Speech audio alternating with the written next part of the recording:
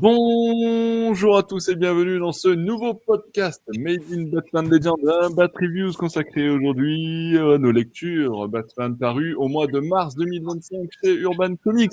4 récits seront au programme de ce podcast, mais petite introduction avant ça pour vous présenter les membres qui m'accompagneront. Moi c'est Nico et je suis avec 3 autres membres de la Team Batman Legends. Vous commencez à en avoir l'habitude puisque Siegfried est là, Bonsoir tout le monde.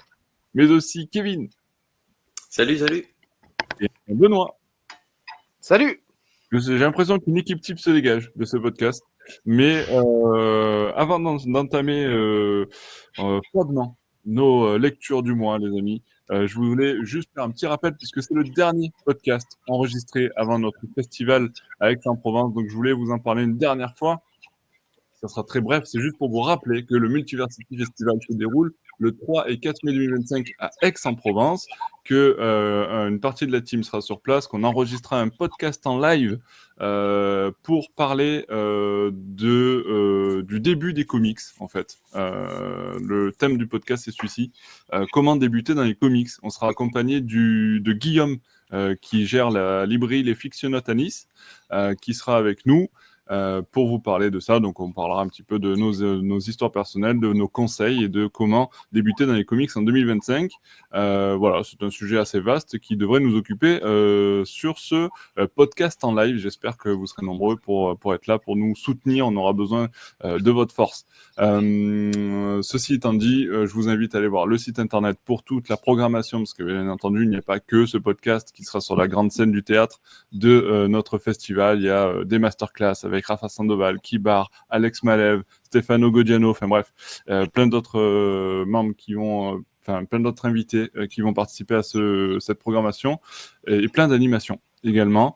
On n'a pas prévu de saucisson pour Benoît puisqu'il n'est pas là, mais ça sera partie remise pour une autre édition.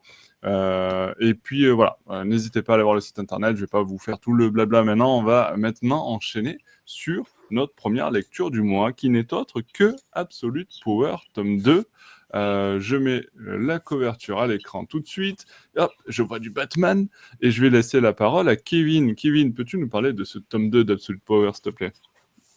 Et oui, on voit Batman parce que Batman est un peu plus présent dans ce tome 2 que dans le tome 1, d'ailleurs, où on va dire qu'il a une place un peu plus, on va dire, importante parce qu'on a quand même plus de chapitres pour Batman où il doit récupérer la boîte mère, une certaine boîte mère.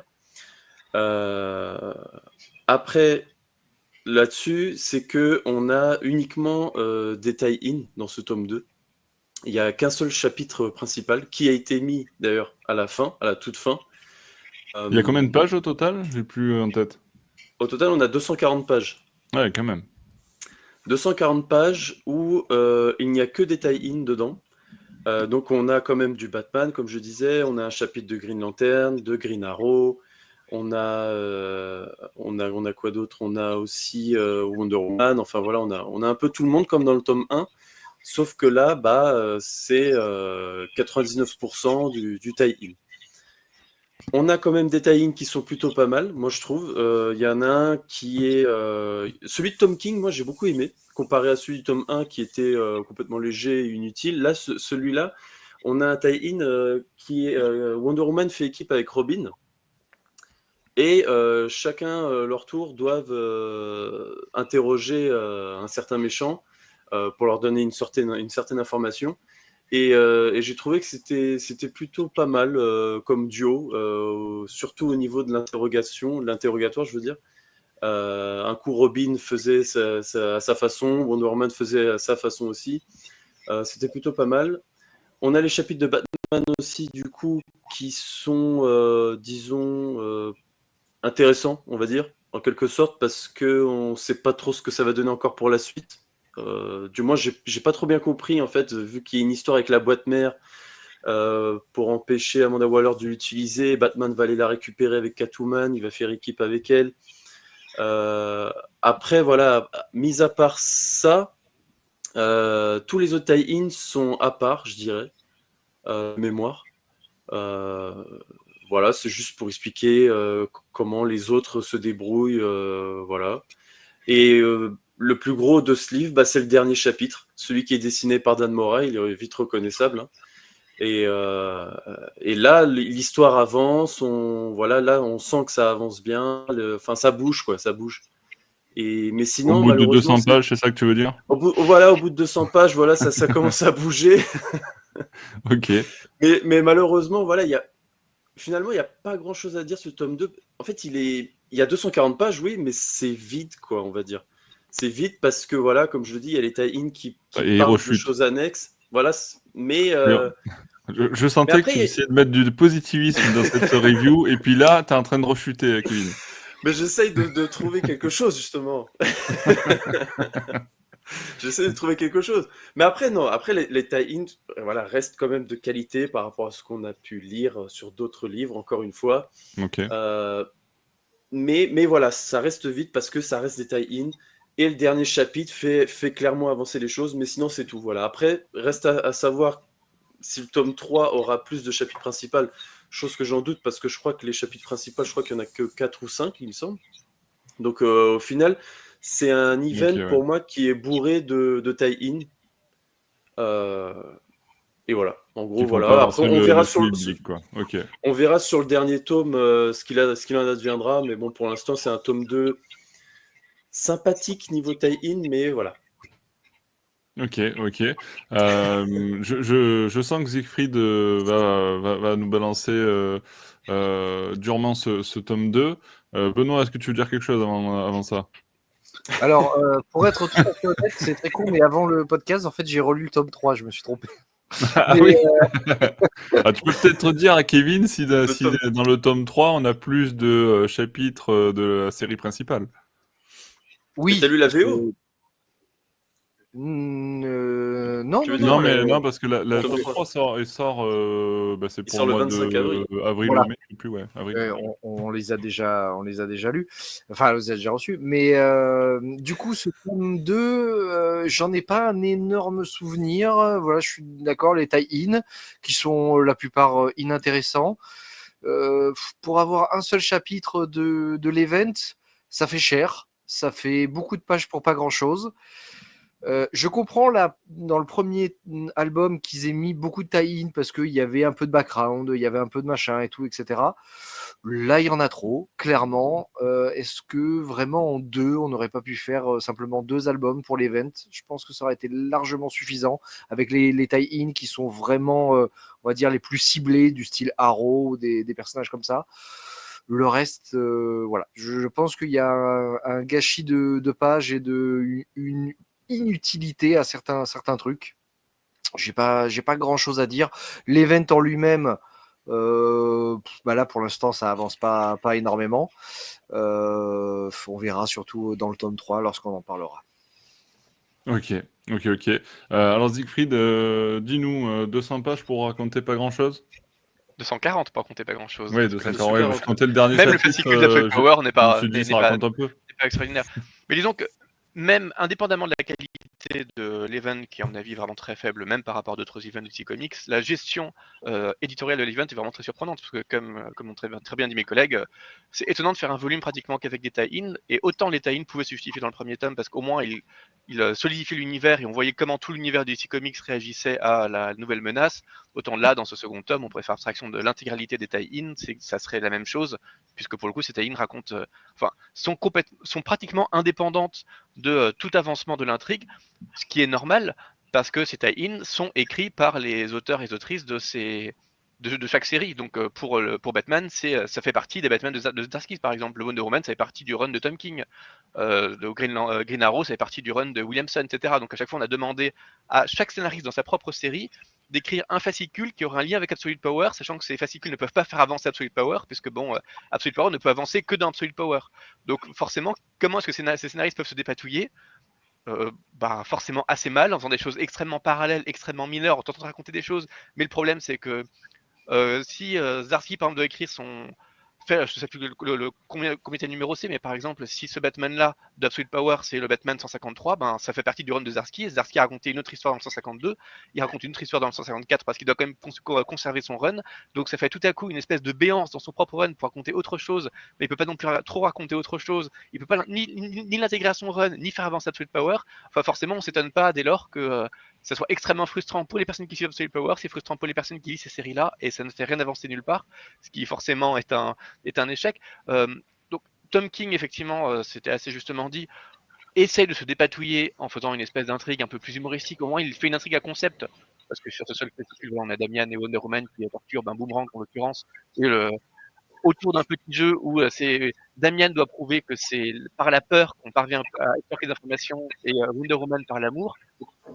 Pour moi, le fascicule est vraiment très faible. C'est vraiment pas ni ce que Tom King a fait de meilleur dans son run de Wonder Woman, qui est vraiment très correct, ni vraiment en fait très intéressant, mais au moins ça ressort parce que au moins Tom King a su s'emparer de cet exercice qui est vraiment pas évident, de faire juste un petit fascicule qui n'a aucun sens en fait, pour en faire quelque chose de ludique. Là où les autres en se perdent complètement dans un truc qui effectivement paraît complètement oubliable et dont on a du mal à revenir à chaque fois, tellement c'est dommage. Et donc, du coup, évidemment, ça accentue à la fois une... Donc en tout cas, cette hétérogénéité forcément et se concrétise de façon à la fois diégétique par les personnages et du coup vous donne l'impression qu'il se passe rien, qu'il y a trop de choses qui se passent en parallèle et il y a un foisonnement qui est assez frustrant et pas très intéressant à suivre en fait. Mais ça s'accompagne forcément aussi d'une disparité graphique avec une accumulation de dessinateurs et dessinatrices dont beaucoup sont pas terribles, mais rien que cet effet de disparité est assez désagréable en fait à l'œil, puisqu'on est supposé lire un événement et qu'en fait il est dessiné par une dizaine de personnes différentes. Et ça va de Nawel Pan qui est assez joli, Dan Mora qui évidemment est assez top, à Mike Otant qui fait un boulot horrible, et puis à des choses beaucoup plus convenues.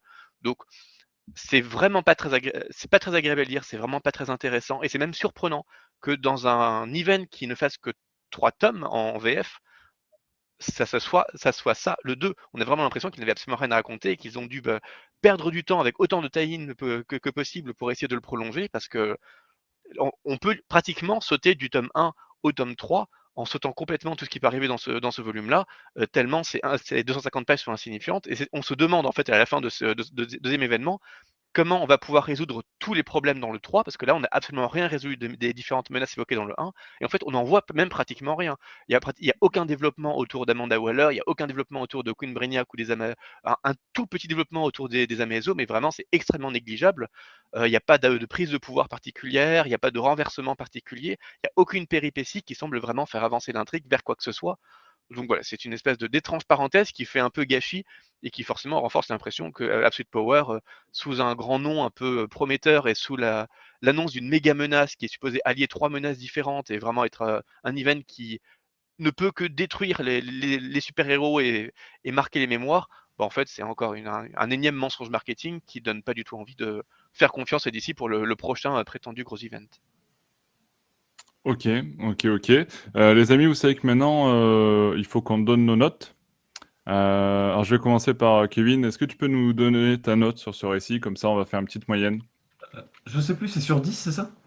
Ouais, on peut faire sur 10. C'est sur Ouais. 10 qu'on avait Je sais fait. plus si on avait Ouais. fait 5 ou 10 la dernière fois, mais on peut faire 10, ouais. Ouais. Bah, franchement, là, enfin, pour moi, le souci aussi, c'est que en France, les events, ça floppe parce qu'aux États-Unis, comme c'est vendu par fascicule, ça permet sûrement aux gars là-bas ou aux gens aux États-Unis d'acheter les fascicules qui les intéressent. Là, nous, on est obligé d'acheter un gros tome qui coûte plus de 20 euros et de scoltiner tous les fascicules, tout Ouais, lire, après, parfois, c'est un en avantage, pensant hein. que ouais, c'est un avantage mais là, c'est clairement un inconvénient parce que là, du coup, il y a que 4 chapitres principaux d'Absolute Power. On pourrait juste lire les 4 et voilà, on a fini l'event. Là, on est obligé de se coltiner tous les tie-in en 3 tomes, du coup, énorme. Ça revient cher. Donc bon, c'est pour ça que aussi, il y a un point faible aussi, je trouve. Mais après, si on suivrait tous les récits juste au dessin, on a Dan Mora, les 4 quoi, chapitres principaux. Je pense que la qualité, on la verrait forcément, mais là non. Donc c'est pour ça, là, moi, je mettrais une note de 3 pour celui-là, complètement 3 sur Ok. 10. 3 sur 10 pour ce tome 2. Juste Benoît, pour le récit à la fin, quoi. Le récit à la fin de Mora. Moi, je suis d'accord avec la note de 3. ok. Siegfried, Moi, je mettrais 4. 4. Ah, Siegfried a quand même une meilleure note que vous, les amis. Bon, ça fait 3,33 pour la note. On va rester sur 3, du coup. Ou 3,5 si vous voulez. On En peut faire 3, ça a l'air. 3,5. Sur 10, voilà, vous avez un peu la note qui représente ce Absolute Power tome 2 que nous avons lu. Donc bientôt, ouais, c'est ça. Benoît, tu vas pouvoir faire un petit peu les notes comme ça à l'écran. Bon, ça marche que pour ceux qui nous regardent sur YouTube. Mais après 5, je sais plus compter. Après. Oui, bah après, il faut prendre tes deux mains. Ceci étant dit, les amis, je vous propose d'enchaîner avec une autre grosse lecture. Grosse lecture, pourquoi? Parce qu'elle vient conclure le run de Ramvi sur Batman. Ça s'appelle Batman Nocturne et c'est bien intitulé puisque cette partie s'intitule Finale. Enfin, c'est Et fini. voilà, enfin, on arrive à la fin de ce Batman Nocturne, les amis, avec ce tome 5. Tiens, je donne la parole donc à Siegfried pour nous expliquer si oui ou non ça valait le coup d'aller jusqu'au bout de ce 5e tome de Batman Nocturne. Oui ou non? C'est étrange, je vous sens dubitatif. Non, ce Batman Nocturne, il a une grande qualité, c'est que ce run est enfin fini. On va enfin pouvoir passer à autre chose, et que ça soit bien ou pas bien, il était vraiment temps, parce que ces 5 tomes, c'était une torture pratiquement du début jusqu'à la fin. Bien envoyé. Le seul point qui n'en faisait pas une torture au début, c'est que on pouvait espérer que ça s'améliorerait. Là, on a la confirmation que ça ne s'est jamais amélioré et que vraiment, il fallait pas faire confiance au début, il fallait pas faire confiance au milieu, et il fallait, si vous n'avez pas lu, si vous êtes pas mis à Nocturne, je sais malheureusement que Nico a commencé Nocturne et tient à finir. Enfin, c'est vraiment, c'est vraiment une horreur. Tu tiens à finir, c'est ça le pire. Pour ma défense, non, pour ma défense, je me suis dit, il faut quand même que je le lise. Ça fait quand même partie, tu vois, des séries principales Batman, Detective Comics. Ne Ouais. serait-ce que pour savoir de quoi je parle, quand on me pose la question, ça vaut quoi Batman Nocturne, tu vois? Donc, Non, juste pour je cette me suis dit, question-là, ok.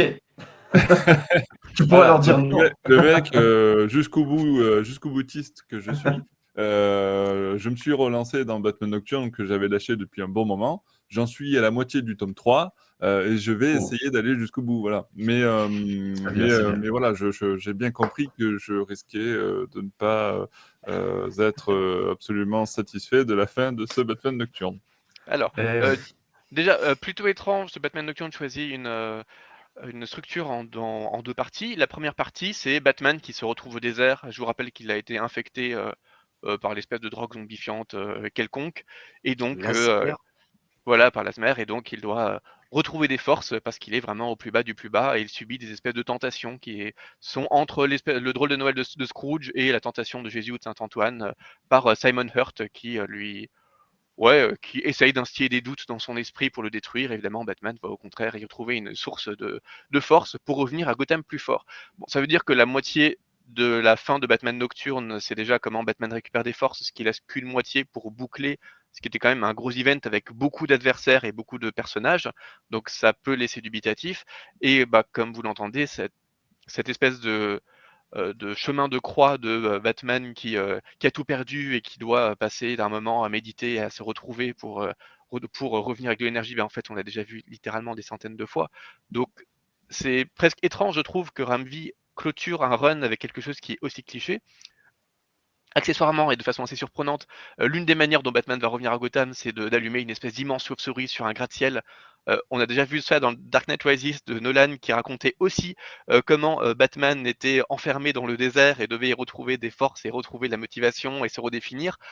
Bon, est-ce que faire deux échos à un film que pour le coup tout le monde a vu, c'était vraiment très pertinent pour essayer de marquer le coup sur ce run? Je ne sais pas trop. Grosse surprise aussi, c'est que bon, Simon Hurt, c'est un personnage qui est pas forcément très connu dans le Gothamverse, et donc voilà, on nous le présente comme tentateur. Batman surmonte ces différentes épreuves, et une fois que cette première partie avec Simon Hurt est achevée et que Batman revient à Gotham, on a des backups, donc un mélange, je crois que c'est de 3 backups, où des personnages civils quelconques qui ont été victimes de Simon Hurt racontent comment elles ont subi ces attaques-là, et donc iconisent un peu Simon Hurt.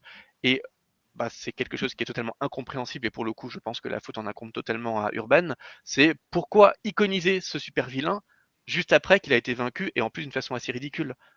Ces backups, il fallait les mettre avant. On iconise un personnage, on le rend important, on montre à quel point il est terrifiant, avant de montrer comment Batman va devoir subir ses tentations et tenter de le vaincre, sachant qu'on vient de l'établir comme une vraie menace.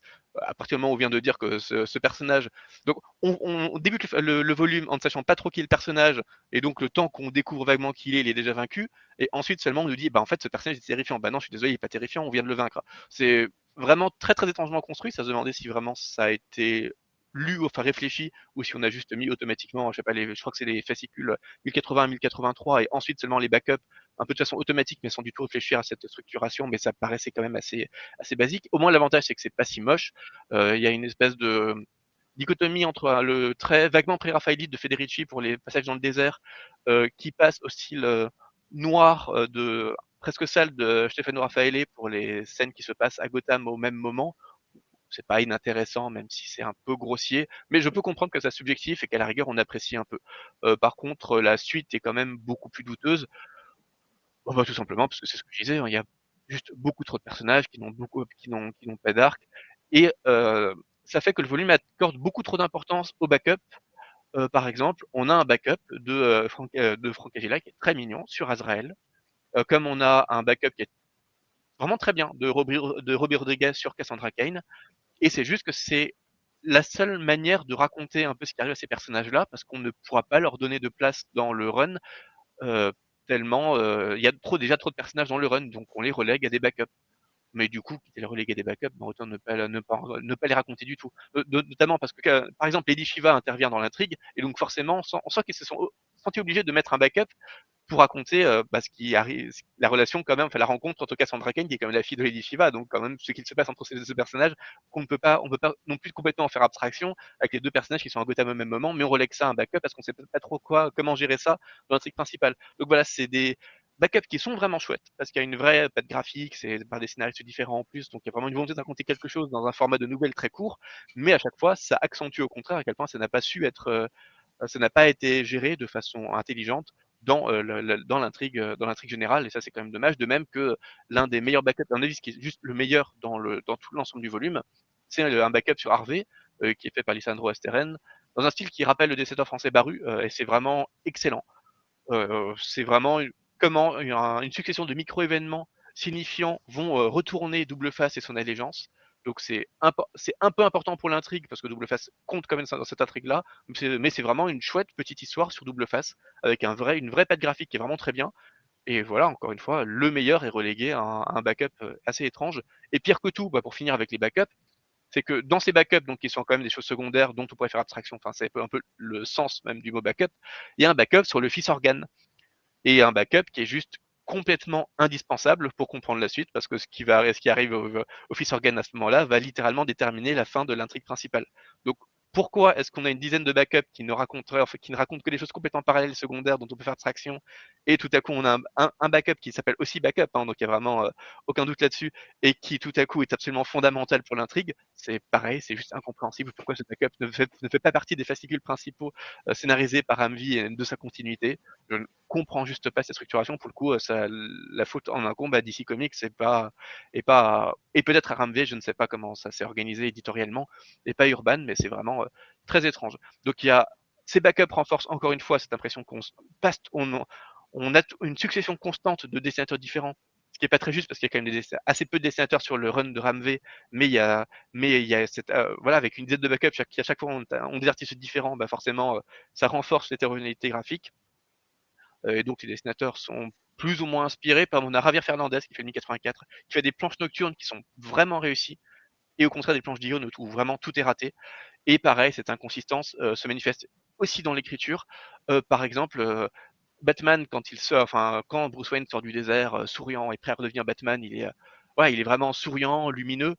Et dès qu'il arrive à Gotham, il se met une espèce de grosse chauve-souris de sang sur son costume, vraiment un peu sale, un peu gore, pour montrer il redevient un Batman dark et gothique. Ben non, en fait, ça colle pas du tout avec ce que vous venez d'écrire. Donc vraiment, il y a une espèce de passage par d'un dessinateur différent qui crée une incohérence graphique, mais qui crée aussi une incohérence tonale qui est assez étrange. Donc ouais, il y a une espèce de lâcher prise, je ne sais pas qui, de tout DC Comics, de Ramv, de tout le monde, sur une toute souci de cohérence, qui à mon avis est aussi dû à au fait que Ramvé a dû confier ses scénarios à plusieurs dessinateurs à la fois pour essayer de rapidement enchaîner les fascicules, et ce qui fait qu'il n'y a pas eu une assez bonne coordination, mais ça se sent vraiment, ce qui est un peu catastrophique. Et Ramvé lui-même, vraiment, il gère très mal cette fin parce qu'il y a sur les derniers fascicules, il y a tout à coup l'arrivée de nouveaux personnages. Bah non, en fait, déjà qu'il a qu'un demi-volume pour clore enfin son run, peut-être qu'il faudrait se concentrer sur la fin du run avec tous les personnages qu'il a déjà mis en place et qui sont déjà très nombreux. Mais non, tout à coup, on a l'arrivée de Crane. Tout à coup, on a le retour du personnage avec Sandu, Riordan, je crois, je sais plus comment il s'appelle tout à fait. Tout à coup, on a le Joker qui n'avait pas vraiment participé au run jusque-là, et on a Duella Joker qui prend tout à coup de l'importance, alors que pareil, il n'en avait absolument jamais été question. Et on donne l'impression de lancer quelque chose avec Duella, alors que Ramvi quitte le run en fait. Donc est-ce qu'il va laisser ça au prochain scénariste, sachant que les nouveaux scénaristes de run généralement ne tiennent pas du tout compte de ce qu'ont fait les précédents. Donc en fait, il lance juste un truc qui ne sert à rien. Plutôt que de clôturer proprement son run, je trouve ça vraiment incompréhensible. Et voilà, tous ces changements de ton, ces incohérences et cette gestion de rythme qui est vraiment mal faite, fait que même si la fin est au moins elle clôt narrativement ce qui arrive à cette famille d'Ergan, et ça reste quand même une impression de grand brouillon avec plein de personnages, tous les personnages qu'on a mis en place, qui doivent quand même arriver pour tirer leurs balles ou donner leur coup de poing à la fin, parce que bon, sinon on les a mis en place pour rien. Donc on a vraiment une succession de personnages qui viennent juste pendant 3 cases, parce qu'ils doivent quand même participer au grand final. Mais c'est assez représentatif, je trouve, de cette gestion du rythme des personnages qui n'est pas du tout digne d'un run qu'on nous a quand même teasé, construit pendant 5 tomes entiers, ce qui est très très long pour quelque chose qui est aussi faible, aussi secondaire, et qui fait juste espérer qu'on va vite arriver au prochain run majeur, parce que là, depuis le départ de King, cette accumulation de petits runs mineurs confiés juste pour quelques fascicules à chaque fois à différents scénaristes, ça ne fait qu'attendre davantage le retour à un vrai grand run qui sera peut-être moyen, mais qui au moins sera de nouveau confié à quelqu'un pour un grand nombre de fascicules et qui pourra donc enfin raconter une vision octoriale. Là, il n'y a aucune vision octoriale qui se dégage de ça, et c'est un peu décevant de la part de Ramvé, sur lequel il y avait quand même un certain nombre d'attentes. Et quand on voit qu'à côté de ça, lui déçoit dans les Detective Comics pendant que Zdarsky déçoit dans les Batman, on se dit vraiment que ces séries qui sont supposées être des séries majeures confiées aux plus grands artistes et confiées effectivement à des gens qui ont vraiment déjà fait leurs armes sur des séries majeures et intéressantes, notamment chez des concurrents, devient un piège parce que ces scénaristes se coulent complètement en faisant des choses qui ne sont pas du tout à la hauteur de ce qu'on peut en attendre dans des séries supposées majeures et dont ils ternissent un peu l'impression de qualité globale. Alors, si je te dis que la suite, c'est Tom Taylor qui la prend, Ouais, t'es rassuré ou pas? On en reparlera quand on aura parlé de Dawn of Titans dans 2 minutes. Ok, bon, on verra ça dans quelques Mais je minutes. crois que ça répond beaucoup déjà. J'ai l'impression que je suis un peu spoilé. Kevin Benoît, qui veut intervenir du coup sur The Batman Nocturne? Allez, Allez. Benoît, c'est pour toi. Ouais, je vais pas dire une déception parce que ça déçoit de bout en bout. Ramvé, je pense que autant sur des albums qui sont perso pour lui, et encore, il a peut-être un peu de talent, mais en fait finalement non, parce que finalement là sur ces 5 albums, hormis faire, j'ai l'impression qu'en fait c'est que du déjà vu. C'est que du déjà vu dans d'anciens runs. Il y a rien de nouveau. Rien du tout, hormis peut-être une mise en scène un peu différente, comme ça, mais il n'y a rien de nouveau, il n'y a rien de neuf. Et franchement, abstenez-vous, quoi. Je veux dire, si c'est pour faire du réchauffé, ça n'a aucun intérêt. Et surtout quand c'est aussi flagrant que ça. Et ce qui m'énerve au plus haut point, c'est dans ce run, on a Batman qui revient dans une Gotham où effectivement il y a beaucoup de problèmes, puisqu'on sait qu'ils ont mis tous ce qu'ils considèrent comme des déchets humains dans des prisons, dans des choses comme ça. Mais la ville a un peu retrouvé un certain sens. Il y a un peu de la lumière qui est rentrée. Et au lieu peut-être d'essayer simplement d'aller combattre le système en dessous et pour faire revenir des gens et simplement montrer la noirceur des organes plutôt que... Voilà. Non, ils préfèrent détruire tout le système qui a été mis en place et qui était quand même... Enfin, c'était pas top, mais je veux dire, il y avait quelques trucs qui fonctionnaient. Et pour simplement faire revenir l'ensemble des ténèbres sur la ville. Donc, voilà, c'est encore une fois, on revient toujours à un statu quo. Ça commence à doucement m'emmerder. Voilà. Non, mais voilà, c'est refaire exactement la même chose et revenir à chaque fois au point de départ. Bon, voilà. Voilà, ça a aucun intérêt. À un moment donné, on se dit bon, est-ce qu'il y a Catwoman, ça va un peu avancer quand même? Non, toujours pas. Est-ce que ça va avancer avec Talia? Non, toujours pas. Ça va avancer avec Azrael? Il va y avoir un truc? Il va refaire partie vraiment de la Bat Family ou pas? Non, on s'en fout. Il est juste là au cas où. Il n'y a rien qui avance. Et puis encore une fois, Batman, il revient, comme disait Siegfried, il revient en disant bon, voilà, c'est moi, je suis Batman et maintenant les gens vont de nouveau avoir peur de moi. Super. Super. Et très bien. Et donc on revient au départ. Donc honnêtement, je pense qu'on peut se passer de ce run facilement. Complètement, ouais. Il me reste 2 tomes et demi à lire. Complètement. Ouais. Kevin? Non, moi, j'ai pas grand-chose à dire à part ce que mes collègues ont dit. Mais moi j'ai lu que le tome 1 et une partie du tome 2. Ça m'a très vite saoulé. Moi, au niveau de l'ambiance, toute cette, comment dire, il a essayé, Ramvel a essayé de refaire quelque chose avec les origines de Gotham et tout ça. On le voit dans le tome 1, il me semble. Et rien que ça, déjà, ça m'a saoulé parce que, voilà, il y a plein de choses qu'on a déjà vues et revues, comme l'a dit Benoît. Et, et puis, je sais pas, c'est l'ambiance, la façon dont ça a été fait. J'avais feuilleté le tome 3 et 4 aussi un peu, mais enfin, il n'y a rien du tout qui m'a attiré là-dessus. Et je suis persuadé, comme l'a dit Benoît, on peut carrément zapper Batman Nocturne. Ça va pas du tout nous handicaper pour la suite qui va être avec Tom Taylor. Ça, j'en suis sûr et certain. Oui, il y a peu de chance. Du coup, en termes de notes, du coup, Benoît et Siegfried, vos notes, Kevin, tu l'as pas lu. Non, moi, je l'ai pas lu. Siegfried, ta note, c'est quoi? 4. 4. Benoît? Sur le run ou sur Non, sur ce tome 5. Sur ce tome 5. Ouais, allez, je veux dire 3 aussi. 3. 3. Ok, bon, 3,5 également pour ce Batman Nocturne. Tu peux faire 3,5 avec tes doigts, Benoît?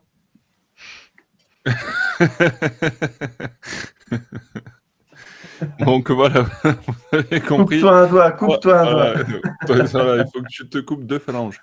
Mais du coup, 3,5 pour ce Batman Nocturne tome 5, c'était pas foufou visiblement. Et je vais essayer de m'accrocher pour finir mes 2 tomes et demi qui me restent à lire. Comme ça, je pourrai répondre à ceux qui me demandent qu'est-ce que ça vaut Batman Nocturne avec toute sincérité, avec tous les éléments en tête. Bref. Les amis, je vous propose qu'on enchaîne avec la 3e review de cette review, de ce Bat Reviews, pardon. On en parlait justement, Siegfried, Tom Taylor, Den of Titans, et je passe la parole à Benoît d'abord. Et merde. Alors, Dawn of Titans. Donc, c'est le 3e tome, c'est ça? Oui, c'est ça. Le 3e tome, la conclusion du run. Qu'est-ce qui se passe là-dedans? C'est une fois que Changelin donc a été le grand vilain du tome précédent. Là, du coup, c'est non, tu sais quoi? Je sais même pas. Je l'ai lu aujourd'hui en plus. Mais c'est tellement. Il y a tellement rien. Non, mais il y a tellement rien qui se passe que en fait, voilà, la seule chose qui se passe dans cet album, c'est encore une fois, on a Raven qui passe du côté obscur. C'est tout. Voilà. Et en plus, c'est plutôt court, 168 pages. C'est une redite de tout ce qui a été fait avant sur le personnage. On l'a déjà vu 150 millions de fois que Raven est la fille de Trigon, je sais pas comment on le prononce, et que à un moment donné, elle va passer du côté obscur et du coup, elle va se battre contre les Titans. C'est tout ce qui se passe dans cet album. Le seul un petit peu truc qui change par rapport aux anciens trucs, c'est que là, il va y avoir un peu plus une réflexion sur qui elle est avec sa relation avec Changelin, ou Beast Boy. C'est tout. C'est tout. Sinon, on apprend aussi un truc, c'est que Nightwing a aussi un Nightwing NR, je sais pas, un Zur-NR, quoi, mais qui n'est pas une double personnalité. Voilà, Cirque NR, qui n'est pas une double personnalité, mais qui est plutôt un espace de réflexion. Voilà, c'est ça que j'ai trouvé un peu sympa, un peu rigolo. Sinon, le reste, c'est complètement anecdotique. Il n'y a qu'un androïde style Amazo qui, à un moment donné, vient pour les combattre parce que c'est envoyé par Amanda Waller, puisque c'est juste avant le run de, justement, Absolute Power, qui est un peu intéressant.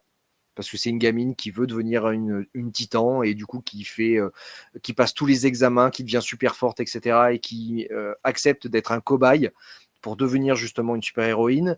Elle meurt et on met son cerveau dans un Amazo et on lui dit bah non, il faut que tu ailles combattre les titans. Ça aurait pu être intéressant. Tom Taylor aurait pu faire un truc super intéressant avec ça. C'est balayé en quelques pages. Je trouve ça dommage. Honnêtement, j'en retiens pas grand-chose de l'ensemble de ce run. Ça apporte rien à l'univers. Ils auraient pu devenir la nouvelle Justice League. C'est ce qui à un moment donné avait été amené avec le personnage de Nightwing qui était amené à diriger la Justice League. Ça n'a pas cette envergure-là, c'est dommage. Voilà, sans plus. Ok, Siegfried, tu veux rajouter quelque chose? Je me demande si c'est pas juste ce que Tom Taylor a fait de pire en fait dans sa carrière. Ah Et oui, c'est d'accord. assez surprenant quand même parce que vu le miracle qu'avaient été les premiers Nightwing, et même si on avait été déçu par la fin de Nightwing, on s'attendait pas à ce que c'était peut-être une montée en puissance quand même. Il fait Nightwing, ensuite Oui. il fait les Teen Titans et puis il fait Batman ensuite. Il y avait quand même, on sentait une espèce de promotion pour s'entraîner à faire de la continuité à toujours plus grande échelle. Surtout que voilà, Nightwing conduit les Titans à un moment où Superman lui propose de diriger la Justice League, donc il y avait quand même une ambition d'écriture du personnage assez forte. Et puis ça semblait complètement taillé pour Taylor. Taylor qui est tellement fort pour construire des relations entre les personnages, y compris avec des intrigues un peu prétextes, mais qui est si fort pour écrire parfois 10 personnages en parallèle, mais en donnant à chacun une dimension humaine et en tissant vraiment des liens assez forts qui font que chaque personnage est marquant au bout du compte. Euh, c'est fou qu'il sache si peu le faire. Et surtout, lui-même, il semble pas avoir conscience qu'il est en train de clore son run parce que ça ressemble pas à une clôture de run. À quel moment est-ce que quelqu'un comme Taylor, qui connaît quand même un peu la continuité DC Comics, peut se dire tiens, pour conclure mon run, mon dernier arc, ça va être une histoire de Raven. Et ça, je rejoins complètement ce que dit Benoît, c'est oui, je suis désolé, la Raven qui est retournée parce qu'il y a un esprit maléfique qui en prend possession, on l'a déjà vu 3 millions de fois, et vraiment, tu ne racontes absolument rien de neuf à partir de ça, d'autant que le côté obscur de Raven, même Tom Taylor l'avait déjà un petit peu exploré. Sa relation avec Gar avait déjà été largement racontée dans les 2 tomes précédents, donc là, ça rajoute absolument rien de plus sur ce personnage-là. Et si tu conclus un run sur les Titans, essaie de raconter une histoire de Titans. Donc justement, l'histoire de cette espèce de pseudo-Amazo qui, à mon avis, débouche vraiment sur rien, aurait pu être le grand arc majeur qui clôture le run, parce qu'au moins on donne l'importance à un élément extérieur qui vient en quelque sorte casser la Justice League de l'intérieur. On avait déjà évidemment eu ça plein de fois dans des runs précédents de Titans, mais ça aurait été une manière quand même de renouveler un peu, de montrer la cohésion des Titans à partir de cette espèce de trahison de l'intérieur et comment cette équipe se ressoude à partir de ça, plutôt que de la ressouder pour la 300 millionième fois contre Raven qui est hanté de la même manière que toutes les autres fois pour ne rien raconter d'autre du début jusqu'à la fin, et toute l'intrigue qui implique Trigon, voilà, et non seulement déjà vu, mais même pas raconté de façon plus originale, même pas plus drôle que d'habitude, alors même que dès le début du volume, on nous annonce une menace très sérieuse, puisque l'esprit qui prend possession de Raven, c'est la reine aux ailes noires, et on voit la quintessence qui veut intervenir pour prévenir les super-héros, alors que normalement, vous savez, la quintessence, elle n'a pas le droit d'intervenir, parce que justement, elle est supposée être purement observatrice, et puis elle bouleverserait l'ordre du monde si elle intervenait de quelque manière que ce soit. Mais là, même la quintessence a tellement peur, enfin, on se dit, ça doit être une des menaces, les pires menaces jamais rencontrées par l'univers d'ici.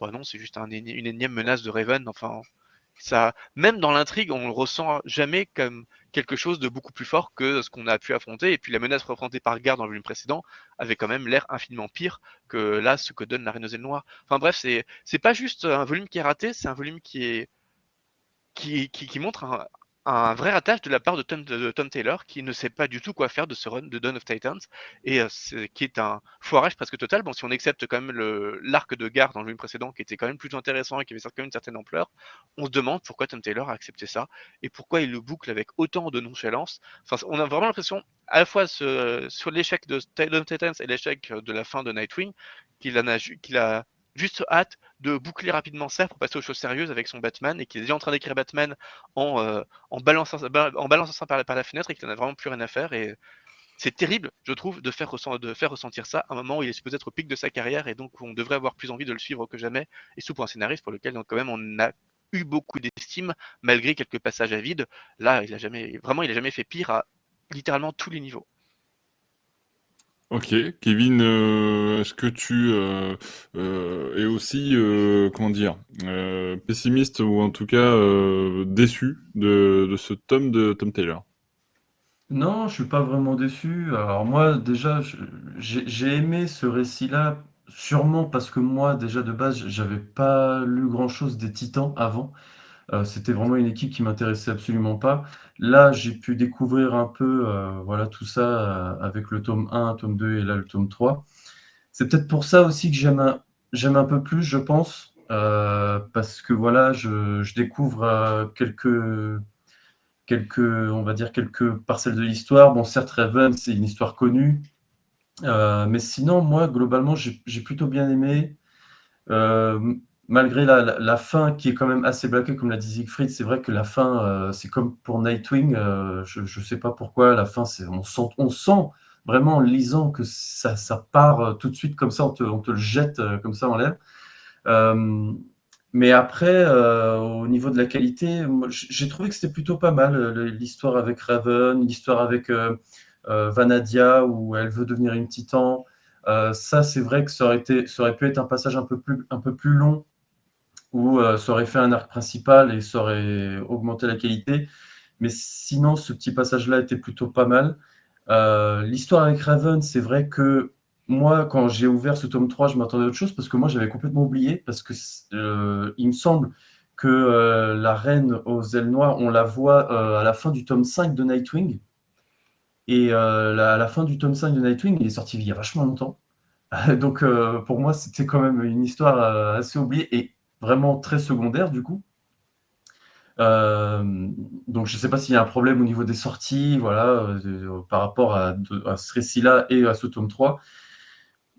Après, voilà, c'est vrai que ça change rien, il y a pas grand-chose à se mettre sous la dent, mais ça reste quand même meilleur. La meilleure lecture pour moi de ce mois d'avril est meilleure aussi que le Nightwing, le dernier tome.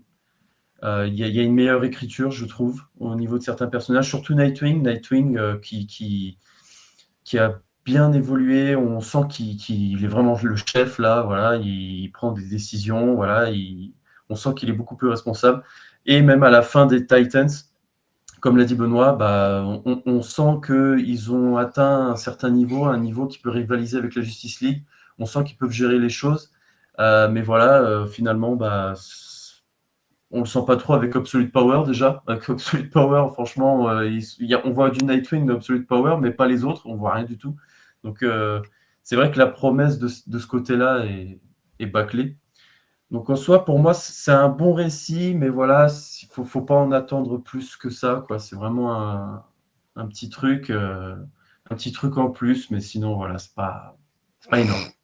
Ça reste Voilà. bien, mais c'est pas, voilà, je suis entre les deux, on va dire. Voilà, je Je sais suis que je entre les peux deux. compter, je sais que je peux compter sur Kevin pour essayer de trouver du positivisme dans certains récits. Voilà, c'est pour ça, c'est pour ça qu'on aime ce Kevin. Et c'est pour ça que tu Bon m'as les amis, embauché. les amis, voilà, je vois la note de Benoît. Benoît, 3 pour toi sur ce récit-là. Siegfried, Euh, 4. Tu disais 4 depuis le début, je sais pas. non, 3. 3 aussi. Kevin, Ah, moi, je dirais 2. 5. Non, Kevin, tu m'as dit quoi? 5. 5, 5. 5, ok. 3, 3 et 5. Bon, grosso modo, ça fait un 4, non? 3, 3, 5, hop, divisé, tac. Ça fait 3,6. Donc, on va dire 3,5, les amis, hein. On va rester Allez. sur cette note-là aujourd'hui, hein. On va pas Allez. réussir à aller beaucoup plus haut. Peut-être, avec le dernier récit. Siegfried, c'est toi qui auras la teneur de la note, puisqu'il n'y a que toi qui l'as lu.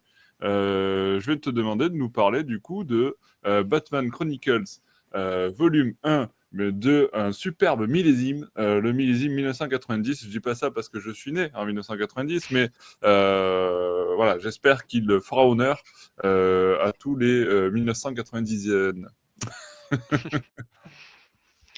Bah, en fait, ce qui était un peu triste avec ce Chronicles 1990, c'est de se dire que on n'a pas envie de faire les boomers non plus, mais vu la catastrophe que sont pratiquement l'intégralité des comics Batman actuels, se dire que les comics de 1990 étaient tellement bien, c'est assez triste. Euh, bon, bah, de toute façon, les Batman Chronicles sont une très bonne collection, ce qui est presque surprenant parce que voilà, comme on dit, on est quand même supposé avoir évolué, c'est supposé paraître un petit peu daté, y compris en termes d'enjeux, et en fait non, la plupart des Batman Chronicles présentent des aventures qui sont, alors que c'est des c'est exhaustif, donc ça devrait comprendre aussi des mauvais numéros, comme il y en a dans toutes les continuités. Et bon, bah, globalement, c'est quand même des fascicules qui sont de très haute tenue dans pratiquement l'intégralité des Batman Chronicles. Et là, ça ne. T'imagines un peu les bat reviews qu'on aurait fait à cette époque? Peut-être qu'on aurait été plus exigeant justement parce qu'on aurait dû comparer de très Peut-être. bons comics et de très bons comics. Bon, c'est pas du tout le meilleur Batman Chronicles, mais ça continue quand même d'être extrêmement lisible et en tout cas à mille lieues de tout ce qu'on vient de chroniquer précédemment. Bah, ne serait-ce que parce que 1990, ça veut dire que ça sort quelques mois après le Batman de Tim Burton. Et donc justement, l'un des gros enjeux éditoriaux, c'est d'essayer de plaire aux personnes qui vont commencer à lire des comics de Batman en ayant été séduits par le Batman de Tim Burton et donc en pleine Batmania. Et donc pour ça, notamment, on confie les Batman à Marv Wolfman après le départ de Starlin. Wolfman qui continue de se faire comme accompagné au début par Jim Aparo, donc qui avait déjà dessiné le Batman de Starlin et qui là est vraiment très inspiré. Wolfman, c'est quand même quelqu'un qui avait fait des choses notamment sur les Titans assez majeures, donc c'est vraiment un scénariste très important et qui justement commence déjà de façon, enfin un peu en douceur, par revenir à un Batman détective. Donc avec des intrigues un peu mineures, là il invente un perche du cerveau. Donc lui il est très fier parce qu'on a encore des interviews notamment et des courriers des lecteurs et bon bah Wolfman voilà, se dit très content de son l'antagoniste qu'il a imaginé, qui est juste hyper intelligent, qui en fait n'a aucun intérêt, sinon de créer des tests pour Batman et de dire à chaque test, waouh, qu'est-ce que Batman est intelligent, waouh, qu'est-ce qu'il est fort. Et donc l'idée, c'est vraiment d'instiller cette admiration pour Batman de ces personnages au lectorat en revenant à un Batman qui est détective, qui est très humain, qui est vraiment très doué, qui est à la fois athlétique, intelligent, qui sait enquêter, qui a un cran d'avance sur tout le monde, mais c'est pas non plus comme aujourd'hui, comme les comics Batman contemporains, il n'a pas non plus 10 crans, ce qui fait que le lectorat serait complètement d'avance sur le lectorat qui serait complètement perdu. Non, on revient vraiment à quelque chose de juste le Batman classique, hyper satisfaisant, et ça marche vraiment très bien, et ça marche d'autant mieux que c'est aussi 1990, l'année où Tim Drake devient Batman, devient Robin, et donc c'est forcément intéressant parce que Tim Drake, il est vraiment très bien écrit. Pour le coup, DC Comics tient vraiment compte de l'échec qu'a pu être Jason Todd, où on allait trop vite et en faisant une espèce de sale gosse, on s'est vraiment attiré l'antipathie du lectorat. Là, au contraire, Tim Drake, c'est vraiment la personne qui rêve d'être Robin, mais qui se sent indigne d'être Robin et qui aurait mille occasions de se rebeller parce que Batman n'arrête pas de lui dire qu'il n'est pas prêt et qu'au contraire, on sent qu'il a une volonté d'être Robin et une petite frustration, mais qu'il accepte vraiment, qui est vraiment très sage et bon, malheureusement, ça fait aussi partie des choses qui font qu'aujourd'hui Tim Drake, ça fait partie des Robins qui sont pas très mémorables parce qu'il a un caractère qui est très doux et qui est très résilient et qui accepte beaucoup. Mais ça fait qu'il est aussi très sympathique. Et même au moment où il deviendra Robin, en allant sauver Batman contre les ordres de Batman, donc c'est vraiment un truc de sale gosse qui aurait pu ressembler à du Dick et a fortiori à du Jason, il le fait en refusant de porter le costume de Robin dont il se sent pas digne. Donc c'est vraiment un personnage qui a un respect pour Batman et qui a un respect pour le costume de Robin et qui a un respect pour ce que ça représente et qui nous transmet donc aussi à nous, lecteurs et lectrices, le l'intérêt, la force de ce que représente l'alliance entre Batman et Robin par la révérence que lui-même a pour ces symboles-là. Et donc c'est assez fort, je trouve, de décrire ce personnage avec ce respect, cette douceur, au risque d'avoir un Tim Drake qui pratiquement pendant un an est juste au second plan des aventures de Batman parce qu'il veut devenir Robin, mais ne porte pas le costume avant pratiquement la fin de cette année-là. Donc c'est assez audacieux et voilà, il y a dans cette volonté de prendre son temps quelque chose qui est très louable et qui surtout est vraiment très bien géré. Donc évidemment, il y a des intrigues un peu plus faibles, mais assez intéressantes, y compris qui disent des choses de leur temps. Par exemple, on enchaîne avec une intrigue sur NKV Demon, qui est le disciple de KGBist. Vous voyez la subtilité, le NKVD, c'est la police soviétique, parce que Batman va en Russie, on ne sait pas trop sous quel prétexte.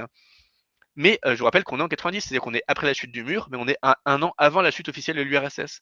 Et donc l'intérêt, dans ce comics, par un Batman qui va collaborer avec la police soviétique pour défendre des dignitaires soviétiques, c'est vraiment c'est une espèce de truc de soft power où les États-Unis disent à la Russie dans le monde réel, regardez, on est prêt à une alliance avec vous maintenant que vous avez mis fin au pire symbole du totalitarisme soviétique.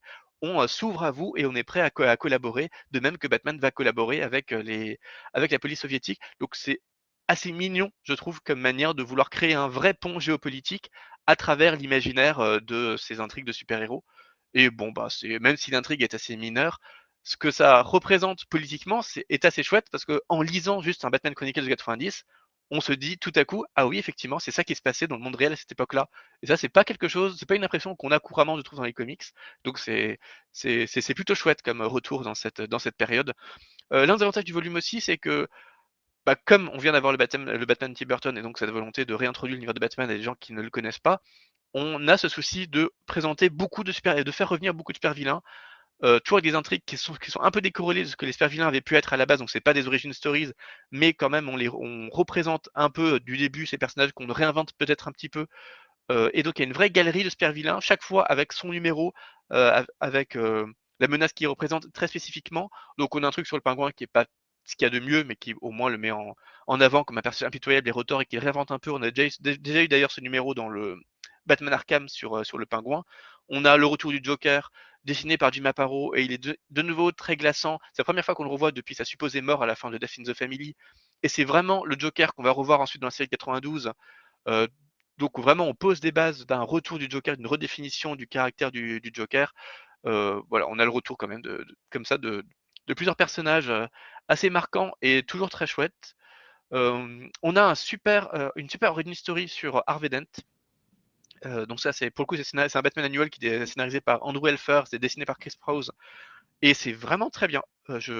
Ça m'étonne presque, j'ai pas souvenir qu'il ait été présent dans le Batman Arkham sur Harvey Dent, alors que c'est vraiment une super histoire qui insiste beaucoup sur Harvey Dent avant qu'il devienne double face, et comment déjà sa soif de justice se cristallise dans une certaine instabilité psychologique, et comment cette instabilité devient folie, et comment le jeu d'acide qui le fait devenir double face ne fait que finalement renforcer concrètement une instabilité qu'il avait déjà au fond de lui, mais qui naissait de son envie de bien faire, et comment ça aboutit à le faire basculer du côté du crime. C'est même graphiquement, c'est très franchement efficace et c'est très très recommandable, et c'est peut-être ce qu'il y a de mieux dans ce volume d'ailleurs. Étonnamment, mais le reste est quand même très bien. On a un récit aussi assez important qui est Celui qui chute de Denis O'Neill, dessiné par Dick Giordano, qui est donc le récit officiel dans le canon de formation de Bruce Wayne depuis sa chute dans le puits de chauve-souris quand il est enfant, jusqu'à ce qu'il devienne Batman en passant par ses cours au FBI, sa rencontre avec Ducard, tout ça en intégrant des éléments de Batman Year One, de même qu'un des fascicules précédents, celui de Retour de Joker, intégrait des éléments de Killing Joke. Donc il y a vraiment cette volonté aussi de se demander qu'est-ce qui était en continuité, qu'est-ce qui ne l'est pas, comment est-ce qu'on réintègre des choses qui étaient vaguement en continuité ou qui étaient dans des espèces de flashbacks au statut pas très clair par rapport au canon.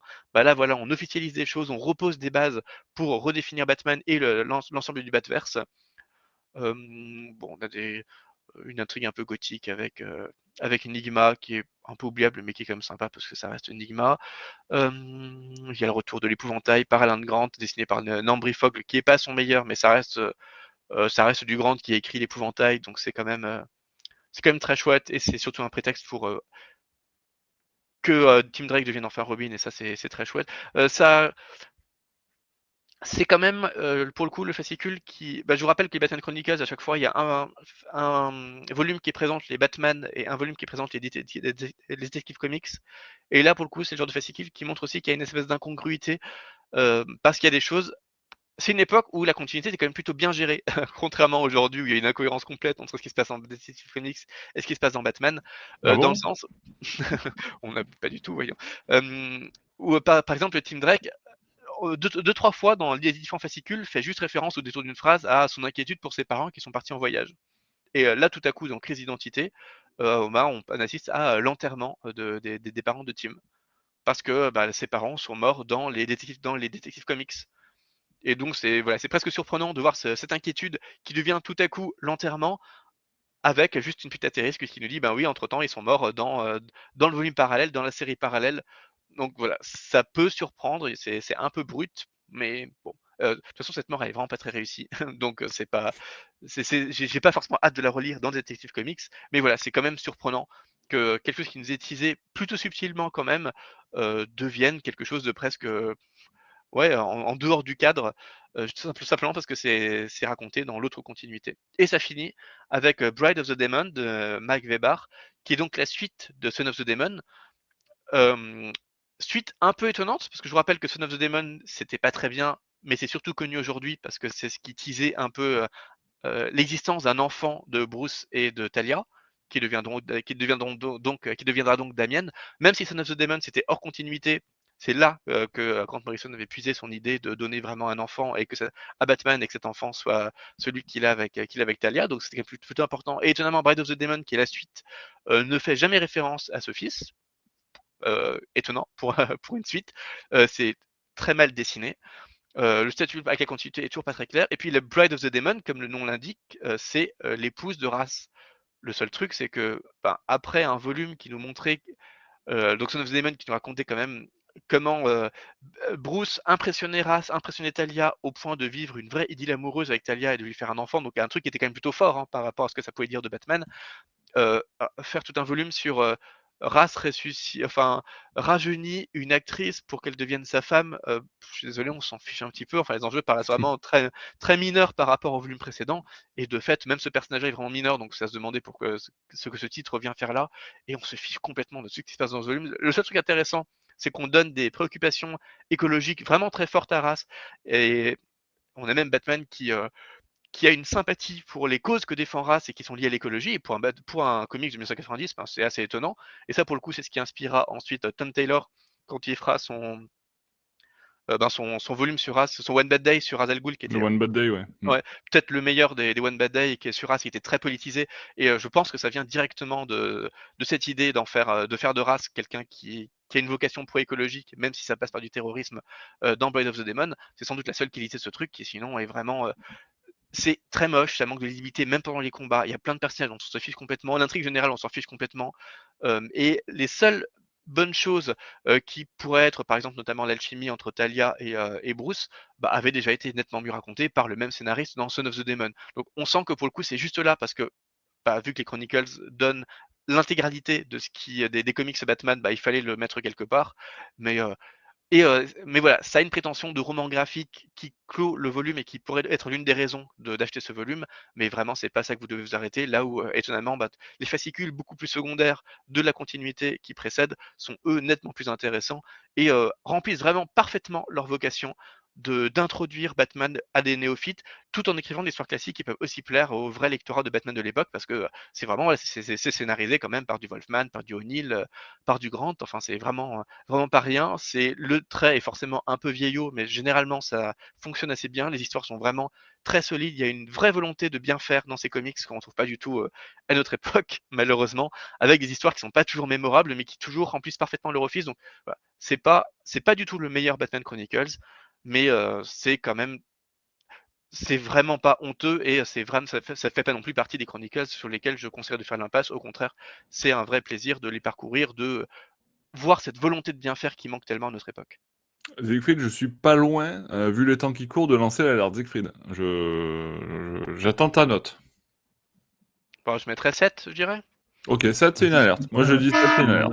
Je pense que à partir, voilà les amis, 7, à partir de 7, on peut lancer l'alerte. Hein, on est sur ça. Alors, on va définir cette nouvelle règle. Voilà. Non mais c'est bien, c'est une super note. Et tu vois, je suis content parce que j'étais pas très positif sur le fait de lancer une alerte Siegfried, ou en tout cas d'avoir quelque chose de positif dans ce podcast au vu des lectures qui nous attendaient. Puis finalement, tu vois, comme quoi l'année 90 nous réserve toujours des bons crus. Sur ce, les amis, est-ce que vous voulez rajouter quelque chose par rapport à nos lectures du mois de mars chez Urban Comics? Sinon, on va conclure ce podcast. Donc, merci Siegfried, merci Kevin, merci Benoît pour votre participation à ce podcast, et merci à tous ceux qui nous ont écoutés jusqu'ici, qui ont eu le courage de suivre les aventures de Ramry sur Batman Nocturne, de Tom Taylor chez Dawn of Titans, de je ne sais plus, c'est Mark Waid, mais peut-être pas que, pour Absolute Power. Et puis, pour Batman Chronicles, ça s'est plutôt bien passé. Donc voilà, on est plutôt sur du bon. Voilà, les amis, n'hésitez pas à vous aussi à nous donner vos avis sur les récits qui ont été évoqués dans ce podcast. Et on se retrouve très bientôt pour de nouvelles aventures de Batman. Ciao, ciao, ciao. Salut. Salut.